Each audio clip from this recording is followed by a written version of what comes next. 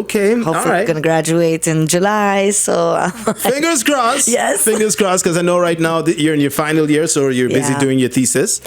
Okay, what are you studying right now at which school? Yeah, right now I'm studying media and entertainment management at Breda University in the Netherlands. Okay, that's the same with Omarik then. Yeah, we go to the same school. Okay. That's actually how we met. Right, and you guys actually collaborate together. You guys have like a radio show or something. Yeah, right. Yeah, last year, year before last year, he started his own radio show with Shantini, and then I joined for the second year, and it was really a pleasure because I've always done radio.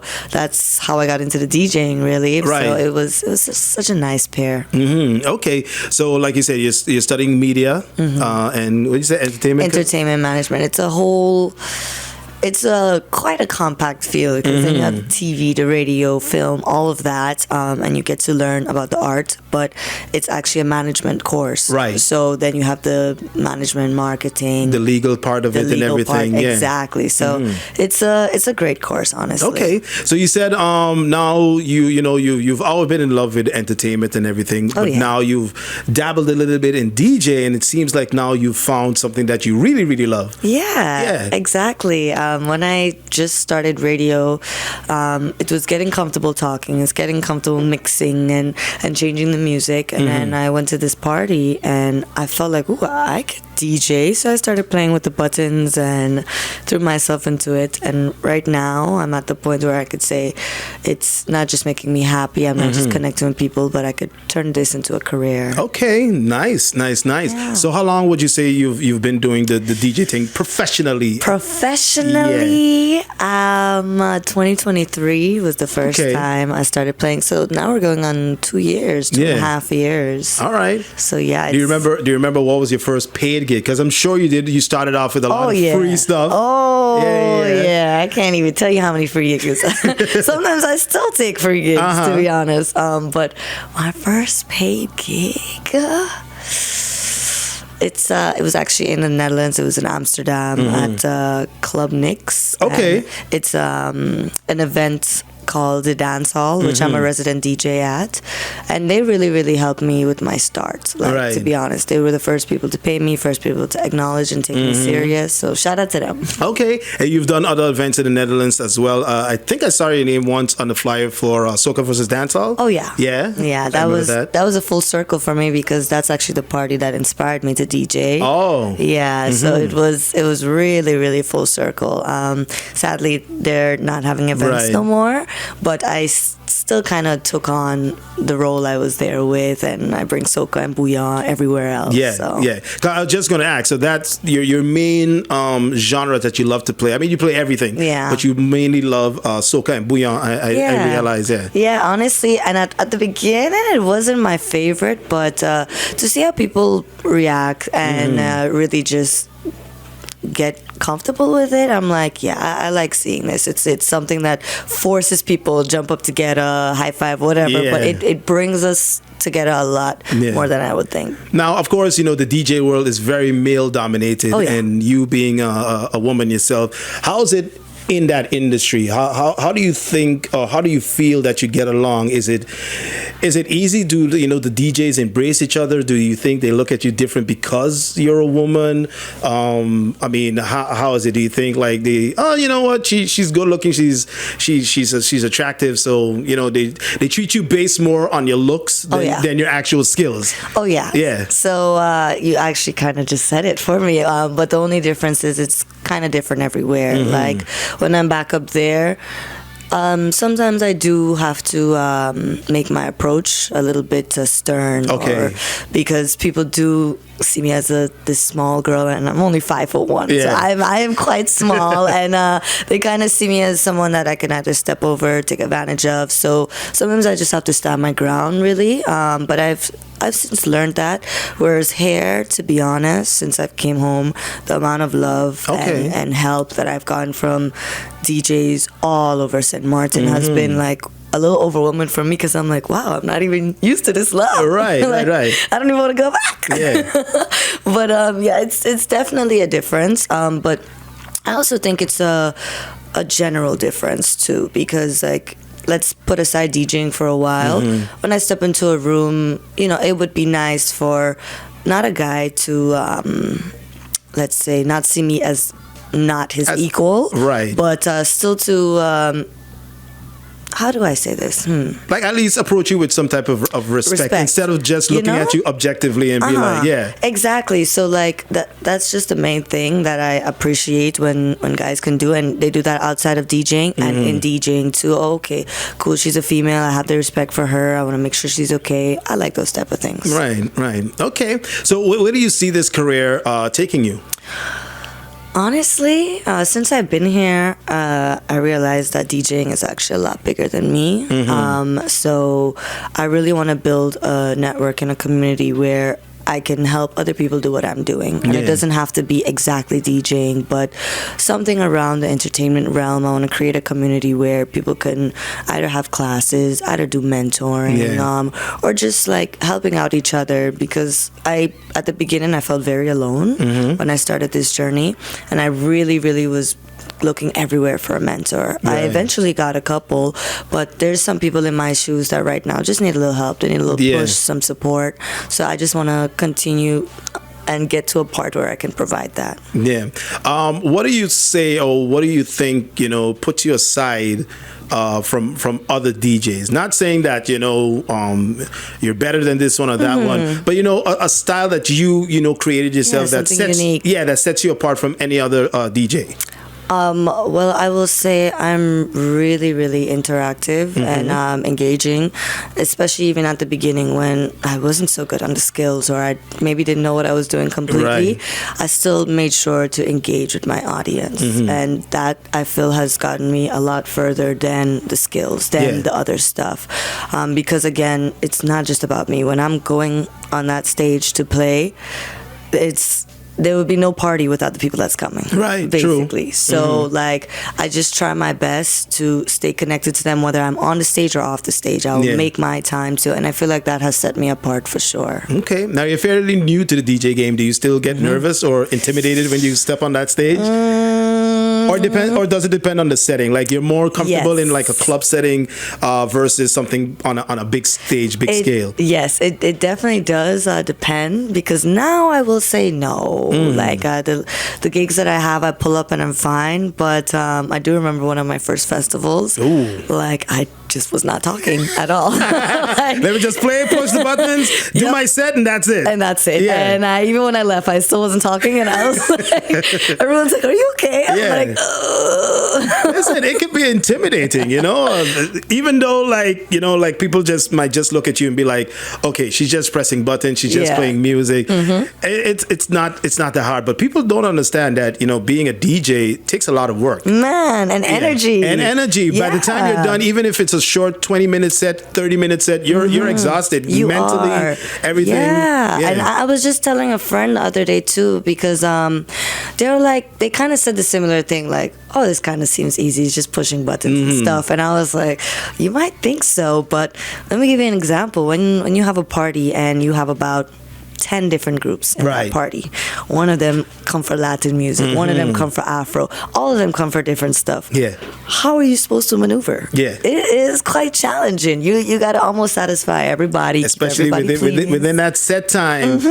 What can I do to set me apart from the other DJs, but also make everyone enjoy themselves? Yeah, exactly. So it's quite a little difficult. And we've always said this. I know Outkast says it a lot. G Money says it a lot. We always say this. I think DJs from St.Maarten especially, we're very blessed because we live on an island that has so many different, not only tourists, but a lot of different cultures and everything. That's true. So we're accustomed of hearing, the different Latin sounds. Music, the Jamaican, the dancehall, the soca, the bouillon, and whatever. So now whenever we're putting in a setting, we know exactly what to do and when to do it. Yeah. You know, so I think that gives us an advantage at times. That's actually what's been helping me grow as a DJ since I've been here. Because when I'm up there, it's either Dutch or Caribbean. Yeah, okay. Sometimes it's really just two main audiences. And here, I'm busting my brain to like, where are you from? What do you want to hear? Right. And it's a lot of things like on the fly, because in your mind you might have a set playlist. Okay, I'm going to play this tonight, I'm going to do this, but then the DJ before you played that song. Exactly. And then you're like, okay, I need to come up with something else. What else can I do? Or you're seeing the party going this way, I need to get the crowd back, or the crowd is really, really jumping. Okay, I really need to bring something more energy to just keep, so. And I even wanted to touch on what you said, because I was also talking to my friend about this. It's so funny how we, I'm blanking a little bit. It's so funny how we see this whole DJ realm and we're like, okay, when we go out, it's going to be like this. I'm going to set up myself like this. And then when you actually get on stage, it's almost nothing like that. Nothing. Everything you plan basically goes out of the window. Out of the window. Yeah. And you basically started from scratch. Yes. Yeah. And sometimes I feel, though, those are my best sets. Okay. Yeah, right? You know, the ones that you just have to be on the spot, give them what they want in that moment. It's like, oh, shucks. Yeah. Now, what about some of your inspirations? When it comes to, now they don't have to necessarily be DJs, but just people within the industry. Do you have any inspirations? I do. They actually are DJs. I will say. I got to start with Outkast. Outkast, not just his skills, but really his personality and how he's embodied being a DJ, being an entertainer. To me, it's just beautiful. You can have such a great family life, such a great career, make sure that you're well connected in the industry, and make sure that you're always kind and helpful. Like, I want to be in a position like that, so he inspires me a lot. Also, BB Bad, I will say. She's just unstoppable. You could see it with everything that she does, and she has no idea how much she even inspires me, but I'm like, damn girl, I know this life is actually not easy, and I see you doing it. And also my mom too. Okay. Yeah, she's a huge inspiration of mine. She's a DJ as well? No. My mom is a sweet Christian lady. Oh wow. So how does she, has she adjusted to, this DJ world that you live in? Oh yeah. For sure. Because this is not something that she's. This is not her place, really. The party scene. So she doesn't influence. She doesn't tell you throwing a little Kirk Franklin in your set. Yeah, she does. She does, right? Oh, okay. Mommy gonna definitely tell me a little Christian music. But she's just really a dedicated woman to her family, to herself as well, and she inspires me because I'm like, damn, lady, you have 3 kids, you have done everything you can, you're still working on yourself. I'm like, what's my excuse? I ain't got no kids. True. Like, come on, build something for yourself that you can pass on to someone else, or you can grow into something better. Okay. Now, we see a lot of DJs also now getting into production. Is that something you think that you might dabble into as well? No. Honestly, I'm a very short person, and I started off making music. I like the beats and stuff, but then with the producing, I feel like if I don't love it, I shouldn't do it. Okay. At least at this part of your life right now, it's nothing that you're looking into right now. No, my little brother's a music producer, and he does great. I hear his beats all the time, and I think it's really nice when you're passionate about it. But I don't like doing things just because I like it. No, I want to love it, and I want to dive into it and go hard on it. Okay. All right. DJ Chrisania here with us this morning on the Super Duper Morning Show. If people want to stay up to date with you, or because you're only here for a short little time, right? Yeah. Yeah, you're leaving next week, actually. I know, but I was here for like 2 months. Yeah, you are. So if people want to stay in touch with you then and follow you where you go throughout your journey, how can they do that? Yeah, well, visuals, I'm always on YouTube. You can check me out. But if you want to personally message me, Instagram, Facebook, all of those things, TikTok works. And it's all under the same name, DJ Chrisania. That's Chris, Chrisania, Chrisania. Chrisania, right here. laser one. I want to say she with the attitude. So when you go back up to the Netherlands, you're going to be finishing up your thesis. What is your thesis about?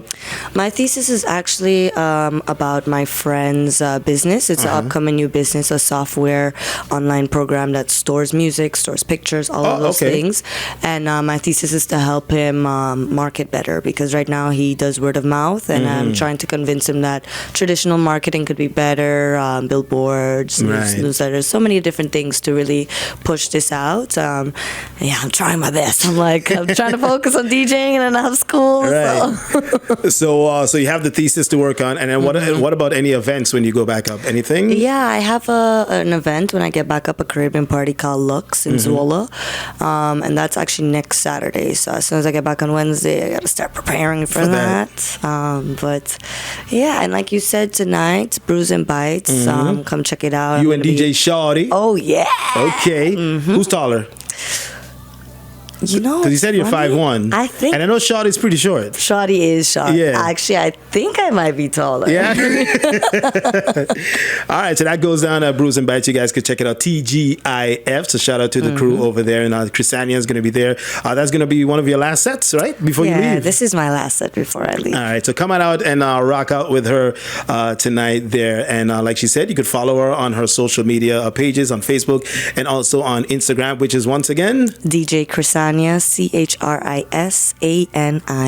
All right. She also has a YouTube channel as well. I think the latest you put out was a bouillon mix. Yeah. It had a lot of pretty good. Honestly, yeah, which I'm very shocked, because I've come home, I've had great music videos on Peak Party Hill, on the beach, and not much traction. But with this one video that I posted in my room, in your room, right? Yeah, just very, very low effort, but still a vibe. I checked, I saw 25,000. I was like, what? Yeah. Oh my gosh! But yeah, people vibe to that. And the comments were, people were like, "Listen, I got this mix on repeat every day, and I love it." And you're like, "Okay, all right. Guess I got to do more stuff in the room." You know, that's what I said. Nice. All right. Well, Chrisania, thank you for joining us today on the Super Duper Morning Show. Much success in your career. Thank you. You've been doing a great job. I've been following you, and it looks like you're on the right path. I appreciate you. Thank you so much for having me, and I cannot wait to be back. You're welcome. You're welcome. Now, you look like a person that likes to, keep themselves looking and feeling good. Oh, yeah. But I'm sure now and then you like to indulge in some, snacking unhealthy foods, right? Of course. Okay, good. So today's question of the day is, when it comes to potato chips, what's your favorite brand to eat? Oh, Lay's. Lay's? All right. Any specific one? The red, the original. The red. Well, in Holland, it's red. Here in St.Maarten, it's yellow. You're right. Yeah. So, oh my gosh, because I thought for a second, I said, wait, yellow or red? No, it messed me up too when I went to Holland. I was like, what is these? Yeah. Same thing when I drank a Fanta. I was like, ooh, grape soda. No, it's not. Yeah, Cassis is not grape. And the orange Fanta does not taste like the orange Fanta that we have here. No, it does not. Yeah. But an I haven't had that in a while. Oh, it's been a long time since I've seen that. Did they not have it like before? No, they do. The double A, whatever they call it? I don't drink it, but I've seen a lot of people. When I just moved up there, I'm like, what the hell is this drink? It's like Tang. It reminds me a lot of Tang. It is. Yeah. Okay. Chrisania, again, thank you very much for taking time out of your busy schedule. I know you've been pretty busy. Saw you, like I said, running around for Carnival, doing things here and there, getting a lot of love, a lot of gigs as well. Did you expect? No, we talked about it, but you said you didn't expect to get that much love when you came down, right? No, I did not. Honestly, I was praying. I said, if you give me 2 gigs, I'm happy. Yeah. He makes sure to give me a lot more than that. But how do you think people started to notice you? Because like you said, you played in the Netherlands, and you weren't really that much of a well-known name here. No. So how do you think that happened for you? Oh, I'm pushy. When I want to get something, I'm going to be in your face. I'm hello, hi. Right. So I sent multiple messages out. And hey, if you didn't answer me, I was at your show. Okay. So you had no other choice but to talk to me, connect with me. And eventually it did push myself. I just, like I said, forced myself to get out there. Okay. Well, thank you again, Chrisania, and much success. And good luck with the thesis. Thank you. And hopefully we see you back home soon. Definitely. All right. We got birthdays coming up next. Yeah.